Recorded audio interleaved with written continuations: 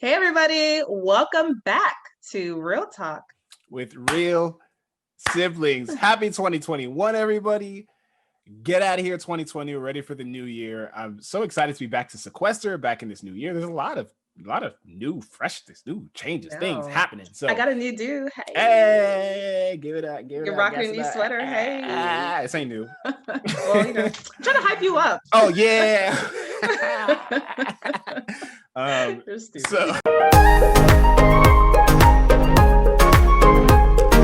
Let's get into Sequester episode 5. I can't keep track of the episodes. It's 5. Right? It's episode 5. Yeah, episode 5. Staying alive. This was the one that left off on a cliffhanger. So last time we saw Jacob and Spencer win the competitions, and then we saw the battle back competition, and we saw Jay West end with the shout. That was kind of how it ended. He was like, yeah, and then it ended, and now we're supposed to pick up where that left off. So, and we did. So the first thing we saw was that Jacob and Spencer won, and they went to the room of requirements, right, from Harry Potter. Yeah. They went into this other room to see if they won any powers. Jacob did. He won a battle pass. Yes, he did. Which allows him to essentially escape a battle if he gets called in for battle. And he gets to replace the person. So he gets to like protect a person from being called into battle, whether it's him or someone else, and then he gets to actually like pick who goes in there. So it's kind of actually like the diamond power veto. Like he can protect himself and then also name the nomination, the renom. It's a pretty cool power, and I think he'll use it. We're going to talk more about Jacob today. I have a lot to say about him. He's killing it. And then Spencer won nothing. So Spencer is just like he went against his intuition. Jacob goes in there and he's all smooth. He's like, I'm gonna pick one because that's what my spirit is telling me. Boom, and it's 1. And then Spencer goes in there. He's like, oh, 1, but maybe 2, but maybe 3. Oh, 3 is bad. Okay, 2. And then he, gotta listen to the ancestors. Jacob wants to. Maybe not your ancestors, Spencer. don't listen to them. No, don't drag his ancestors. Look, I don't know them. I'm just saying. Tap into Jacob's ancestors. Maybe they're nice and they'll throw him a bone. Terrible. All right, so that is what happened. Let's move on to. So we had that, and then we had the battle back. Then we got to see what happened with the battle back. You want to fill us in there?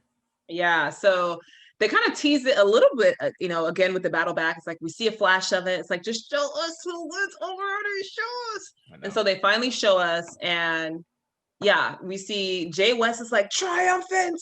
Hitting that like Hamilton pose, like holding something in the air, and you're like, did he get it? And then you see like Muna like crumpled on the ground, like crying with a little piece of paper, and you're like, okay, what's going on there? So we see that Muna won the battle back.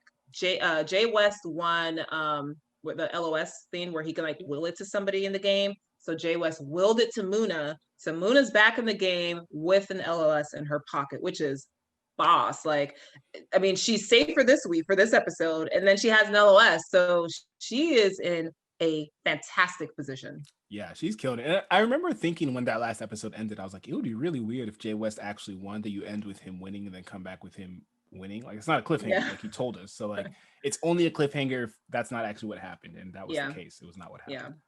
Yeah. And Muna came back in with that hot fire. Yeah.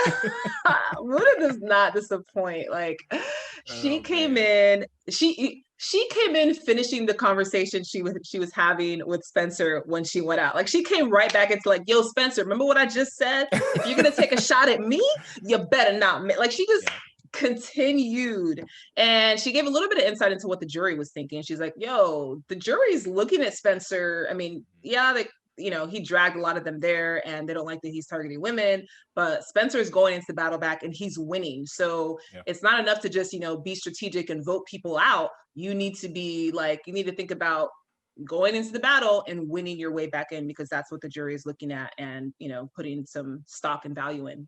Yeah. I mean, I don't see any way, Spencer, if you got to the finals, I don't see any way this jury votes for him. But I thought that was, I thought Muna coming in hot was dope. I thought it was a bit weird because then she kind of explained like her strategy was to put the target on Spencer's back. And I was like, I don't think that needed to happen. Like, what are you talking about?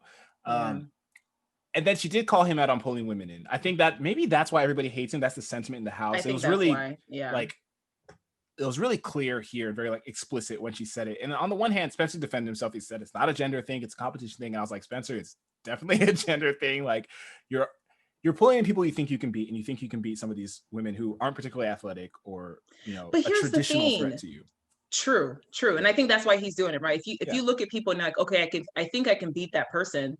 I mean, isn't that the point of everybody playing this game? Exactly. Is anyone going to drag someone and they think they can't beat? It's like, yo, that guy had like, if I'm a small, tiny little girl, I'm not, I'm like 5'8", but if I'm a small, tiny little girl, I'm not going to pick a big, huge guy. I'm going to pick whoever I think I can get any advantage, even if I don't think it's going to be a physical competition, which none of these really are, except tonight. We'll get to that a little bit, but it's like most of these are puzzles. Most of these are, putting things together, like, analytical skills, decision-making skills. It's like, so I feel like he could have gone into that a little bit more, but I feel like he probably just was, I think he actually did the best thing by just saying, never mind. It's not a male-female thing, but just, I'm just. It's weird. It's weird to call him, I don't know.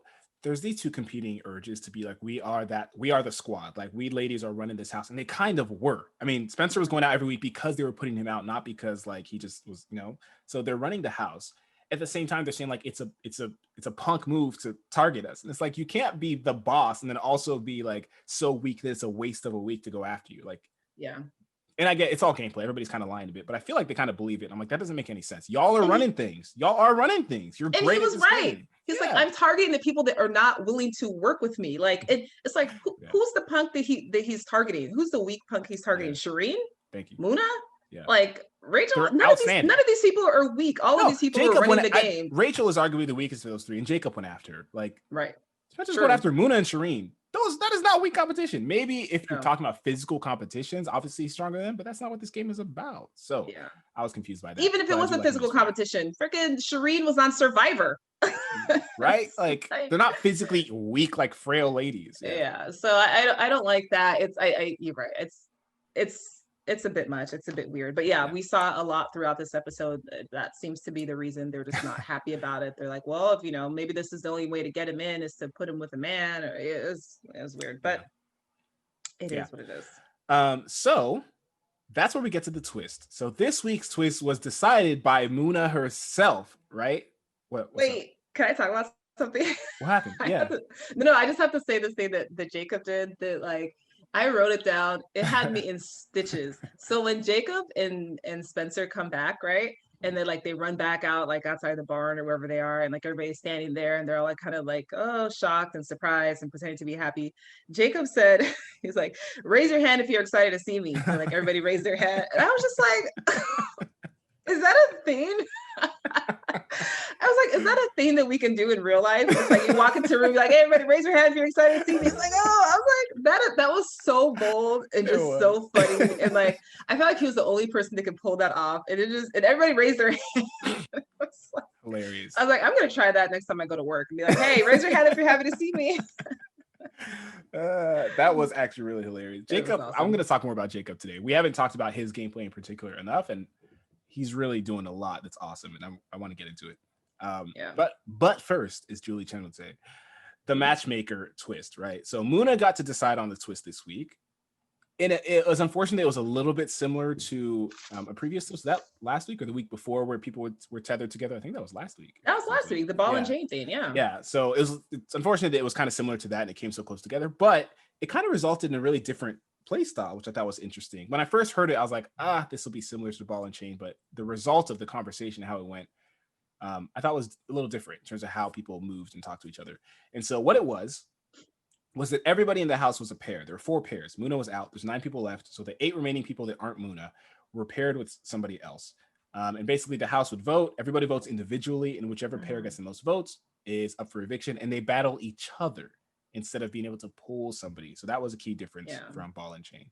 Yeah, that was the biggest difference. And so the pairs were Spencer and Brent, and that sucked. That just sucked. And I'll tell you why later. You could probably obviously tell I'm a Brent fan. I don't want Brent to be tethered with Spencer because it sucks. But you see Spencer and Brent, Billy and Natalie, your girl, Josh and Jacob, and then Brendan and Marcelo. Billy actually is my girl. Yeah, I know. Yeah, if you're just tuning in, definitely saying that facetiously. So that's what we see, and Muna, explains. I mean, she makes it clear to everybody. She explains why she's doing it. It's not, there's no hiding the ball. She makes it very clear. Spencer's the target. I mean, it's like you don't even need to make it clear. It's like we could still see what is it, like the I don't know, lightning rods like sparking over your head, how much you like don't like him. So we see that, we know. So yeah, so the first thing we see Marcelo reconnect with Muna. Yeah. And so, and Marcelo's playing a really good game too. I mean, he's kind of on people's radar, but he's not anyone's enemy, like, and I think a lot of people still feel like they can talk to him. He's very approachable. So he immediately reconnects with Muna and makes that a point. When we see like Spencer drag everybody else into one room essentially to start talking to them, we see Marcel make a U-turn and go talk to Muna and make sure that things are good with that. Yeah, I thought that was smart. It's hard for me to sometimes to tell in this game if somebody is floating or if they're playing smart. There's not a lot of room for like unsupervised like saboteuringness. You know what I mean? Something like there's in Big Brother, there's so much space outside of the competitions and the veto and the HOH to really mess with the game. And in this game, it feels like there's less. It feels like they're really constricted to interacting at certain times and playing at certain times. So I still can't tell if Marcelo is playing smart by just being off people's radar, or if he's just a floater and nobody takes him seriously. Josh weighs in on that and has his own thoughts of it later. But yeah, I thought it was smart of him to reconnect with Muna. And I thought Spencer's move, calling everybody together, was smart until he opened his mouth and started saying things. And I'm like, Spencer, no. He called out Brendan and Marcelo. That was one of the pairs. And he basically told a room full of people, which included Brendan, that they should all vote Brendan and Marcelo out. Brendan didn't like that. Like, duh, like what? Like, what are you thinking? Especially going from like last episode, it's like, not even just last episode, the whole season, that you're the underdog. I think they have told him he has a bad social game. You have to work on that. And Brendan is one of the people who like you could talk to. Like, he was in your corner. Like, why? And I think it's one of those things where it's like, I feel like when someone has their back against the wall all the time, and it's like, you finally let them off and like, they just come out swinging. They don't know who they're swinging at. And I think he was just like, anybody but me, and just said what he was thinking. And it's like, oh wait, but that's the person that's trying to help me. And then, and I thought, I feel like Brendan played it up a little bit. Sure. I think you kind of see like, okay, clearly you're just, he's like, you're a little bit of a doofus. Like you said it, you shouldn't have said it, but like he really played up. He was like, what do you expect me to do? Yeah. What do you expect me to do? I have to vote for you. You called me out of a room full of people. It was just like, oh, Spencer, why? But I actually don't think that would have changed the outcome. I don't think it would have either. Spencer's interesting because like I actually feel like if he, in personal mode, seeing how he's conducted himself when Muna comes at him or when some of the women come at him, I feel like he conducts himself really well. Like he managed to defend himself without being overbearing or mean even, or, he really doesn't come off as like, he defends himself without being overly defensive. When he's playing the game, he is so defensive and so reactive and so like everything is so frantic. And I get why, obviously his back's to the wall, but I feel like if he were to take his personal conduct and how he handles those situations and apply that to how he handles the game, if he'd come into the situation kind of been like, all right, I know I'm the target, I'm going to lay back, I'm going to let things happen as they happen, I'll try to influence things here and there, that would have been a lot more effective. I don't know if it would have changed the outcome, as you said, but it would have been more effective, I think, than like he gets in this mode where he's like, I need to make a big move. And I'm like, nah, I think it's the opposite. You actually need to just chill. I can understand why you wouldn't. And I think that would be hard for me, knowing me. It's hard to just be like, I'm going to sit back and let whatever happen. But sometimes it's the right approach. Yeah, that was tough to see. So then we see, Billy and Muna, they reconnect, and like, oh, that made me so happy. Like I loved it because like the way they hug, like that's how I hug when like I haven't seen someone in such a long time. It's like the big hug, then you go like side to side for the next 10 minutes. Like I was just so happy to see them. And like obviously it's so genuine between them. Like they're each other's like roll dog, like ride or die to the end. So that was like really fun to see. I love that. Is that your phone? Yeah, that was my phone. Hold on. And how many episodes? Have we ever had a phone interruption? I don't think so. Your phone just beeped a little while ago. What the hell? Oh, it did. Yeah, you're right. It's on vibrate though. That doesn't count. I'm turning it off right now. All right. It's actually mom. So sorry, you guys. I had to decline my mom to continue this. Wow. I'm gonna tell mom. But back to the show. Okay, so we see Billy and Muna reconnect. I love it. And then we see Brent. Oh my god, it's like I'm sure. Like the second he saw that, he was partnered with Spencer, he's like, all right, It's a Titanic. It's a sinking ship. Like it really is. It is at this point. It's been like this for weeks with Spencer. But you know, we see him trying to do damage control. So first we see him trying to do damage control with Spencer. Sorry, with Spencer and Brendan.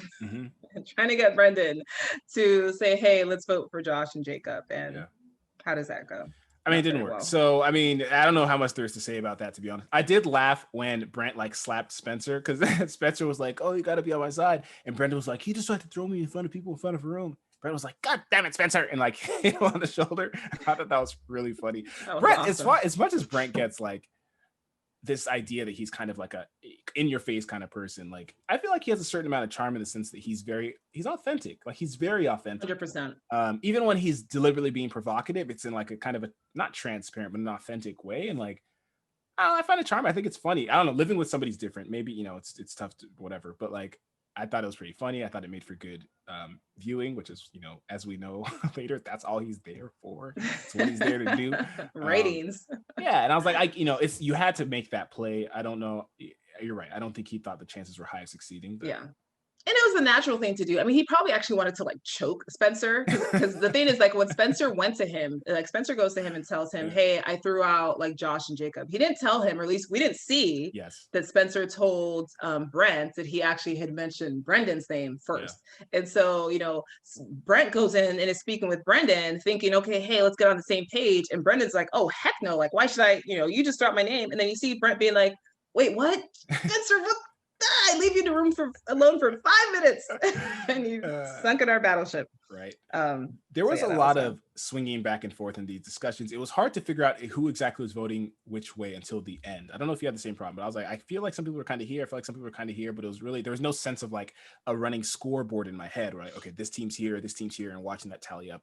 But I did have a few highlights that I thought were great, and I'll let you add to that too.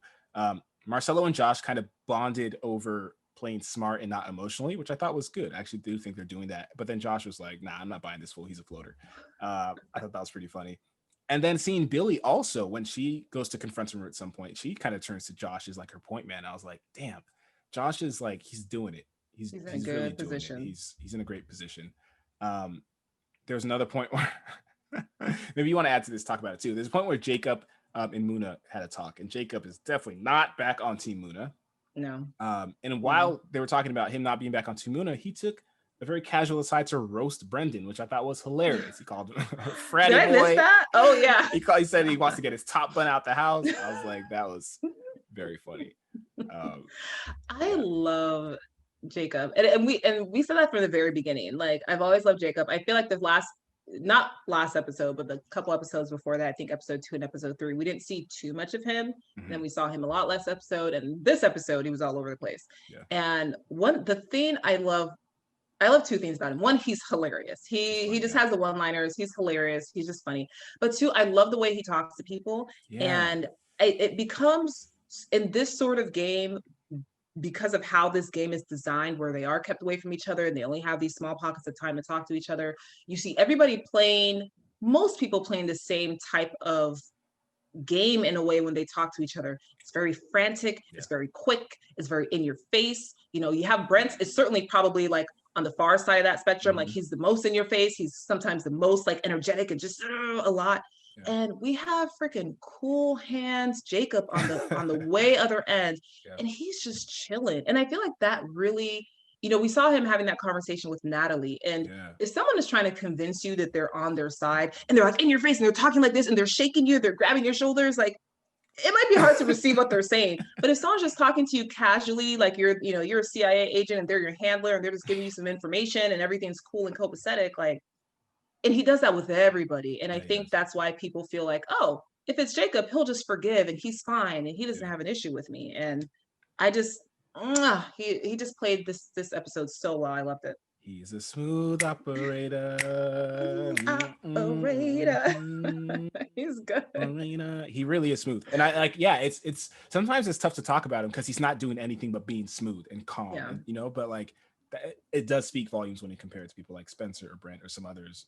Even people who are playing well, Josh, Marcelo, Muna, you see a lot of them when they talk, they're so excited and animated. Josh is Jacob rather is just he also commented on our page. So in my opinion, now that Brent's gone, he's absolutely the greatest player to ever play this Spoiler game. alert. I've been saying that. Alert. No. Now that whoever, I mean, whatever, if you're watching this, yeah, don't be watching us before you watch the episode. What the hell? That's true. I mean, you never know. They might watch us first, but if you didn't know, If you Brent's do, we gone, Brent appreciate leaves. it, but watch Sequester first. That's true. Yeah, exactly. Yeah, Jacob is awesome. But yeah, there was. I'll add. Sorry, real quick. There was a discussion about smoking out the LOS. I thought that was in terms of strategically, that was kind of the centerpiece of this, right? There was some. Obviously, everybody wanted Brent and Spencer out. But there was discussion if one of them could have the LOS, especially Spencer, who's kind of been in multiple evictions at this point. And they're trying to figure out, should we throw a vote one way? Should we throw a vote another way? And Josh stepped in and was like, guys, F the LOS, forget it. We just got to play bold, got to play hard and go for it. And I was like, that's smart. Also not smart, because immediately other people were like, how is he so confident that there's no LOS out there? Does he have the LOS? Dun, dun, dun. I don't know if there'll be follow-up on that. I don't think anyone's going to be targeting him because of that, but it was perhaps a strategic error to be so adamant. Yeah, because Marcelo and Natalie sniffed that out. And you know what? I was a little surprised, maybe not surprised. I was wondering why Brent didn't try to pretend he had an LOS, because they asked him multiple times if he had one. And it was only to Brendan. He was like, what do you think? Like, do you think I'd be sweating this much if I had an LOS? Like, I wouldn't. But I feel like he could have tried.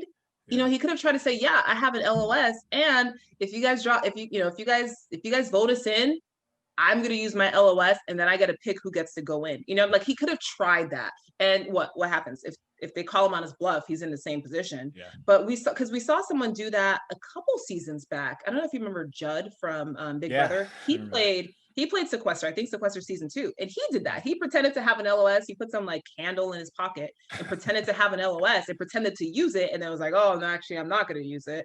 And then people didn't pick him, and he was a target. So I feel like, Brent has probably seen that season. I was really surprised, especially when people pressed him on it. I was like, just say you have one. Just say you have one. Who cares if you obviously don't, but you have nothing to lose at this point. Yeah. Missed opportunity, perhaps. I definitely agree that would have been perhaps a more interesting play. All right. Is that all that there was about matchmakers? Anything you wanted to add to that?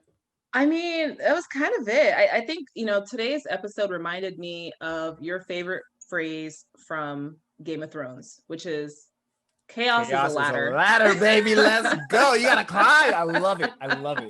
Absolutely my favorite. I loved when you see people like, who was it? I think Billy and Brent got back into it today. To kind of revisiting the issue that they were having at the end of last episode.